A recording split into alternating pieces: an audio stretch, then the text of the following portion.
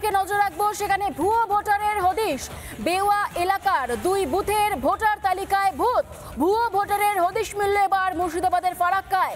Voter তালিকায় সাহিল শেখ এবং পারভিন খাতুনের নাম রয়েছে, দুজনেই ভুয়ো ভোটার বলে জানা যাচ্ছে। 2025-এর নয়া তালিকায় কেন ভুয়ো ভোটার, কি বলছেন স্থানীয় বাসিন্দারা, শুনুন প্রথমে কি বলছেন বিজেপি নেতা, শুনুন।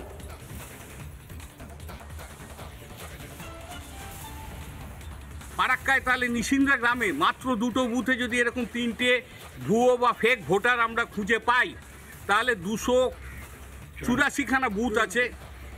সেই বুথে আমরা সবকটাতেই সার্ভে করব এবং তাহলে কত ভোটার বেরোবে সেটাই আপনারা চিন্তা ভাবনা করে দেখুন, যে এই ভুয়ো ফেক ভোটারদের যেন ভোটার লিস্ট থেকে অবিলম্বে তাদের নাম সরানো হয়। ফারাক্কায় মিলল ভুয়ো ভোটারের খোঁজ। ভোটার তালিকায় নাম রয়েছে দুজনের, সাহিল শেখ এবং পারভিন খাতুন।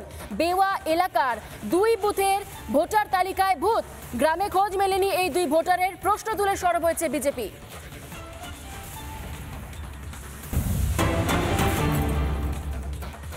পুরুলিয়ার গাছ দাদুর পাশে এবার শুভেন্দু অধিকারী।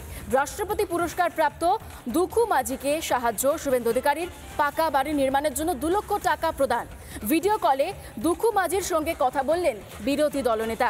পুরনো বাড়ি তৈরির জন্য আর্থিক সহায়তার আশ্বাস বিরোধী দলনেতা শুভেন্দু অধিকারীর পক্ষ থেকে। পুরুলিয়ার গাছ দাদু মানে দুখু মাঝিকে এবার সাহায্য শুভেন্দু অধিকারীর। পুরনো বাড়ি তৈরির জন্য আর্থিক সহায়তার আশ্বাস দিয়েছেন তিনি। ভিডিও কলের মাধ্যমে কথা হয় এবং দুখু মাঝির সঙ্গে কথা বলে আশ্বাস দিয়েছেন বিরোধী দলনেতা। পাকা বাড়ি নির্মাণের জন্য 2 লক্ষ টাকা প্রদান করার আশ্বাস শুভেন্দু অধিকারীর। এই আশ্বাসের পর দুখু মাঝি কি জানাচ্ছেন, শুনুন। সুরেন্দ্র বাবাই আমাকে এই দিচ্ছে 2 লাখ টাকা, আমি প্রণাম করছি। বহুত ভালো লোক, আমার স্বপ্নটা একদম ভালো হয়ে গেল। আমার বাবা ওঠেনে, বাবা লোক ওঠেন, আমার আর জলটা আমি কান্দিয়ে বলতেছিলি, সেটা আমার স্বপ্নের মধ্যে হয়ে গেল। আর আমার কোনো অভাব নেই ভগবান কৃপায়। এই সুরেন্দ্র অধিকারী বাবা প্রণাম করছি। বাবা তোমাকে, তুমি বহুত ভালো লোক, তুমি দেবতা লোক বটি। আমার পূরণ হয়ে গেল, আর আমার কোনো দরকার নাইছে। আমি এটা হয়ে গেলে আমি আরও গাছ জমে লাগাবো। লাগাতে হ্যাঁ, পুরো আনন্দ করছি বাপ। বাবু সমাজের জন্য কাজ করে রাষ্ট্রপতি পুরস্কার পেয়েছেন গাছ লাগানোর কাজে।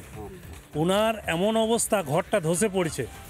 তো এই দুঃখটা শুভেন্দুবাবুর কাছে যখন গেছে, উনি বলেছেন যে দুঃখুবাবুর কাছে উনি লোক পাঠিয়েছেন, আমাদেরকেও পাঠিয়েছেন, যে যাও ওনার যেন ঘরের ব্যবস্থা হয়, মিস্ত্রি ডেকে ভালোভাবে ঘর হোক। এখনই ওনার অ্যাকাউন্টে 2 লাখ টাকা পাঠাচ্ছেন।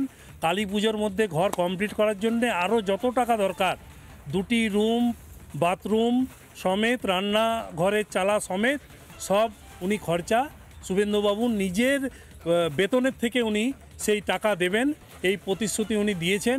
এবং দুঃখুবাবু বলেছিলেন, এটাই আমার জীবনের স্বপ্ন। সারা জীবন কাজ করে গেছেন, কিন্তু একটা ঘর, মাথার একটা ছাদ ওনার ছিল না। সেই ছাদটাও শুভেন্দুবাবু আজকে তিনি ব্যবস্থা করলেন। নানা ধরনের কন্টেন্ট দেখার জন্য লাইক করুন, শেয়ার করুন আমাদের ফেসবুক পেজ, সাবস্ক্রাইব করুন আমাদের ইউটিউব চ্যানেল। পাশাপাশি অন্যান্য ব্রেকিং নিউজের জন্য অবশ্যই চোখ রাখুন রিপাবলিক বাংলায়।